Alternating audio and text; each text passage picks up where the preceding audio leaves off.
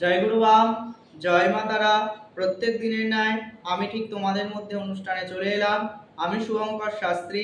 আজ আমার যে বিষয়ে আলোচনা, খুব গুরুত্বপূর্ণ আলোচনা।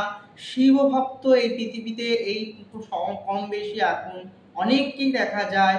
বাবার শিবের পুজো অবশ্যই গৃহে মঙ্গলজনক। শিব পুজো করলে গৃহের অনেক সুখ সমৃদ্ধি, এবং শিবলিঙ্গ হচ্ছে মঙ্গলময় চিত্র, যা সংসারে বাস্তু দোষ নাশ করে, যা সংসারে শান্তি ফিরিয়ে আনে। এবং যে কোনো শিবলিঙ্গে আমরা যে দুধ, দই, ঘি, মধু যে কোনো কিছু অর্পণ করে থাকি, সব কিছুই কিন্তু আমাদের এর কিছু কিছু কামনার ক্ষেত্রে কিন্তু আমরা অ্যাপ্লাই করে থাকি। শুধু শুধু আমরা কেউ পঞ্চামৃত বলো, ফলের রস বলো, গঙ্গা জল বলো, কেন ঢালছি শিবের মাথায়? এই ঢাললে কি কি কোন ক্রিয়ার কি শিবকে দুধ ঢাললে কি হয় জানো কি? শিবকে দই দিয়ে স্নান করা কি কাজের জন্য দই দিয়ে স্নান করা জানো? শিবকে দেওয়া হচ্ছে ফলের রস, শিবের মাথায় গঙ্গা জল ঢালছো, কিছুই তো জানো না কি কাজের জন্য কি দিতে হয়। এই জন্য জানতে হয়। এই জন্য এই সব অনুষ্ঠান আগে কে তান্ত্রিক জ্যোতিষ করেছে বলে আমার মনে হয় না। আর যদিও বা করে থাকে, ওই হয়তো তোমাদের হয়তো শোনা হয়নি বা জানা হয়নি। এটা কিন্তু বিষয় হচ্ছে কথা যে সব সময় একটা শাস্ত্র জানো, শাস্ত্র মানুষের জীবনেটাকে বদলে দিতে পারে। আমি black magic black magic black magic black magic কি? কালা জাদু কি? কালা জাদু মানেই দুটো পুতুলের বুকে ছুঁচ ফোটানো জিনিস নয়। কালা জাদু মানে দুটো পুতুল বানিয়ে কালো পুতুল করে দিলেই হলো না ব্ল্যাক ম্যাজিক। সেখানে বিভিন্ন কুফরি মন্ত্র, সেখানে ব্ল্যাক ম্যাজিক করতে গেলে সেখানে অনেকে চুল বলছে, অনেকে অনেক অনুষ্ঠানে অনেক বলে, অনেকে যে তার ব্যক্তির মাথার চুল লাগে, সেখানে তার রক্ত লাগে, সেখানে বড় আরে এইটুকুতেই শেষ, এইটুকুতেই শেষ। সে কোনো বস্ত্রই আনতে পারলো না, সে তার মাথার চুলও আনতে পারলো না। সে থাকে এখানে দিল্লিতে, যেই ব্যক্তির নামে ব্ল্যাক ম্যাজিক করা হবে, তার শুধু নামটুকু আছে, ফটোটুকু হলো না, তাহলে তার জন্য ব্ল্যাক ম্যাজিক হবে না? পুতুল কি শুধু পুতুল বানালে কি ব্ল্যাক ম্যাজিক হয়? এই ধারণাগুলো মানুষকে বুঝিয়ে বুঝিয়ে মানুষের থেকে শুধু পয়সা আদায় ছাড়া আর কিচ্ছু না। অ্যাজ এ ব্ল্যাক ম্যাজিক মানে এরকম নয়। ব্ল্যাক ম্যাজিক হচ্ছে আগে জানতে হবে দেবী শক্তি। আমার পিছনে যে দাঁড়িয়ে আছে ভগবান, এই ভগবান শক্তি একটি আলাদা। ব্ল্যাক ম্যাজিক হচ্ছে দুরকম ভাবে করা যেতে পারে। সেটা হচ্ছে শয়তানের সাধনা, যিনি শয়তানের সাধনা করেছেন। শয়তান বলতে এখানে কাকে বোঝানো যেতে পারে? আমাদের সেখানে যারা এই যে কর্ণ পিশাচিনী মানে শয়তান হলো না, যে প্রেত সাধনা করেছে মানে শয়তান হলো না। শয়তান সাধনা হচ্ছে আলাদা সাধনা। যে প্রেত সাধনা করেছে বা প্রেত করতে জানে বা প্রেতকে দিয়ে কাজ করাতে জানে, সেও ব্ল্যাক ম্যাজিক করতে পারে। আর যে দেবীর সাধনা করেছে সেও কিন্তু ব্ল্যাক ম্যাজিক করতে পারে। তার ব্ল্যাক ম্যাজিক হচ্ছে একটা কালা জাদু। এই কালা জাদু নিয়ে আমি ডিটেলস আলোচনা করব নেক্সট আমার ভিডিওতে। আজকে আমার যে টপিকটা, আমি ওই মেইন টপিকে আমি চলে যাব।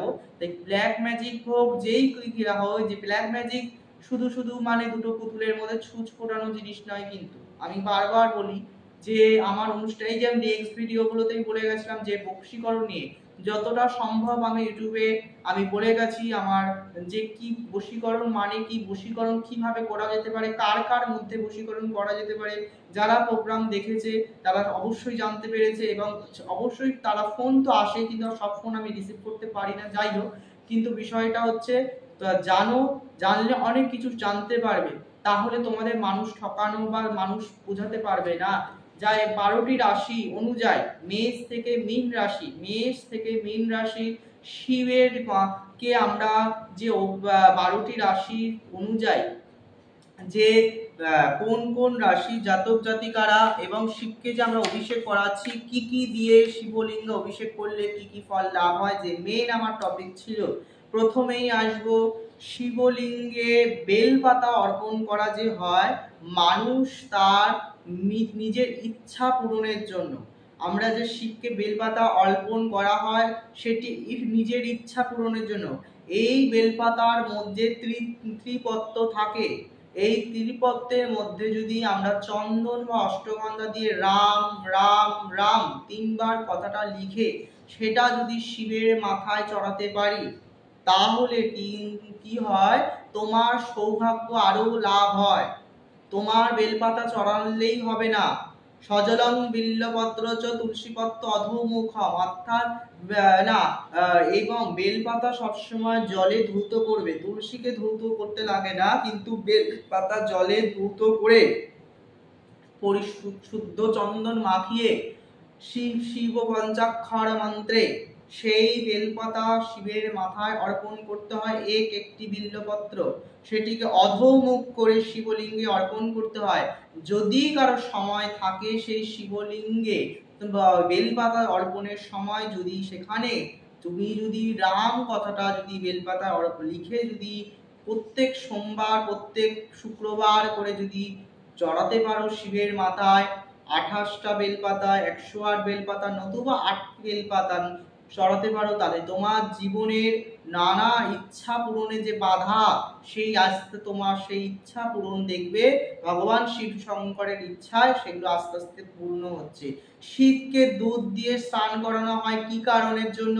শিবকে দুধ দিয়ে স্নান করানো হয় তোমার স্বাস্থ্য হানি, আমাদের হচ্ছে যে কোনো কর্ম করতে গেলে আমাদের মেন শরীর, তাই শরীরে আমাদের যদি কোনো বল না থাকে, তাই শরীর শিবের মাথায় দোল ধরানো হয়। হে শিব শঙ্কর, তোমার মতন শক্তি দাও, তোমার মতন তেজবান ক্ষমতা দান, আমি যেন সর্বকাজে হেরে না যাই। এখানে স্বাস্থ্যের কথা বলতে বলার জন্য হয়েছে, মানে আমাকে বল দাও শরীরে। সেই শাস্ত্র এবং শরীরের সর্বদিক থেকে শান্তির জন্য কিন্তু শিবের মাথায় আমরা দুধ অর্পণ করে থাকি। শিবকে ঘি মাখানো বা ঘি অর্পণ হয় কিসের জন্য? যাদের মোক্ষতা লাভের জন্য, মোক্ষ প্রাপ্তি এবং সন্তানের মঙ্গলের জন্য কিন্তু এখানে শিবের মাথায় কিন্তু ঘি অর্পণ করা হয়। শিবকে মধু অর্পণ কিসের জন্য করা হয়? মানসিক শান্তি, চন্দ্রের শান্তি, চন্দ্র যে গ্রহ থাকে চন্দ্র গ্রহ শান্তির জন্য, বুধ গ্রহ শান্তির জন্য এবং শত্রুকে বিনাশ করার জন্য কিন্তু শিবের মাথায় মধু দিয়ে অভিষেক করানো হয়। শিবকে চিনি দিলে বা যেটাকে আমরা শর্করা মিশ্রিত জল বলি, এই জল দিয়ে শিবকে স্নান করালে পরে শিব সর্বদা প্রসন্নময় হয়ে ওঠে। তাহলে দুধ, দই, ঘৃত, মধু, চিনি এই পঞ্চামৃত দিয়ে শিবকে অভিষেক করানো হয়। আর কি কি আমরা দিতে পারি শিবকে? কি কি দিই? গঙ্গা জল। এই গঙ্গা জল কিসের প্রতীক? এই গঙ্গা জল দিলে তোমার জীবনে যে কোনো, আমরা যে মিথ্যে কথা বলছি, নিজেকে বাঁচার জন্য মিথ্যায় আশ্রয় করছি, আমার হিংসা লালসা, ভাই ভাই হতে পারে, নিজের মধ্যে হতে পারে, ও বাড়ি করেছে আমার হিংসা হচ্ছে, এই সমস্ত হিংসা সবকিছুই আমার থেকে আমাদের মনের যে প্রাপক হয়, সেই পাপক ক্ষয় নাশের জন্য শিবকে আমরা এই একমাত্র উদ্ধারের জন্যই কিন্তু আমরা শিবলোক বলে না, মৃত্যুর পর শিবলোক প্রাপ্তি হোক সেই শিবের কাছে গঙ্গা জল ঢালা হয়। শিবকে শান্তর জন্য নয়, কিন্তু শিবকে তোমার জীবনের পাপক্ষয় নাশের জন্য শিবকে কিন্তু গঙ্গা জল তোমরা ঢালছো। শিবকে চন্দন মাখানো হয় কিসের জন্য? এই যে সামনে আমাদের চন্দন যাত্রা আসছে, শিবকে চন্দন মাখানো হয় বা চন্দন মিশ্রিত জল দিয়ে অভিষেক করানো হয়। সেটা হচ্ছে তোমার করালে কি হয়?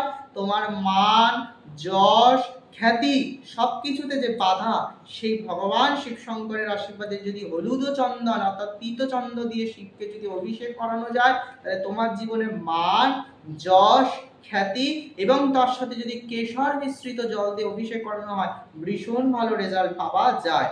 গোলাপ জল অর্পণ করলে কি হয়? শিবের মাথায় গোলাপ জল অর্পণ করলে পরে কর্মে যে রাস্তাগুলোতে যে কোনো পদে পদে বাধা ছিল সেইগুলো কেটে যায়, কর্মজীবনে শান্তিময় বিরাজ করে এবং মান, যশ, খ্যাতি সে তো রয়েইছে। আকন্দ ফুল অর্পণ করা হয় কিসের জন্য? আকন্দ ফুল অর্পণ করলে প্রথমত একই জিনিস, নাম, যশ, খ্যাতি এবং শিবকে আকন্দ ফুল অর্পণ করলে পরে তোমার জীবনের শত্রু গ্রহগুলো আস্তে আস্তে ধ্বংস হয়। সেটি শ্বেত আকন্দ দিলে কিন্তু প্রসন্নতা শিব বেশি হয়। শিবকে ধূত্র ফুল অর্পণ করলে শিব ঠাকুরের ধূত্র ফুল অর্পণ করা হয় স্বামী স্ত্রীর মধ্যে যে দূরত্বতা সৃষ্টি এবং স্বামী স্ত্রী কেউ কারো কথা সেটা যদি প্রত্যহ শিবকে যদি সেই মনস্কামনা জানিয়ে শিবের মাথা জোড়া ধূত্র অর্পণ করা যায়, তবে সেই সংসারে আস্তে আস্তে স্বামী স্ত্রীর মনোমালিন্য হয়। আর সাথে যদি আরো তার সঙ্গে মন ছটাফটানি বলে একটা হয়, সেই মন ছটফটানি যদি শিব গৌরীর নাম করে সেটি শিবলিঙ্গের পিনাকে যদি রাখা যায়, তাহলে স্বামী স্ত্রীর মধ্যেও কিন্তু মন ভালো সুখময় হয়ে ওঠে। শিবকে অপরাজিতা ফুল অর্পণ করলে নবগ্রহ দোষ শান্তি হয়। শিবকে কালো তিল অর্পণ করলে শনি পীড়াম গ্রহ দোষ থেকে, রাহুর গ্রহ দোষ থেকেও কিন্তু এই অর্পণ করলে শুভ ফল পাওয়া যায়। শিবের মাথায় চামেলি তেল অর্পণ করলে শত্রুগুলো দমন হয়। শিবকে ফলের রসে অর্পণ করলে শিবের রোগ ব্যাধি নাশ হয়, পারিবারিক পর্যন্ত শান্তিটা লাভ হয়। সময় যে নাই, তবু বলে যাই, আমি ছিলাম, আমি আছি, আমি থাকব। ব্রহ্মময়ী তারার আশীর্বাদ আমাদের জীবনে যার যার মাথার উপর রয়েছে। তোমরা তো ভালো থাকবে, আশা করি আগামী জীবনে যাতে আরো ভালো থাকো।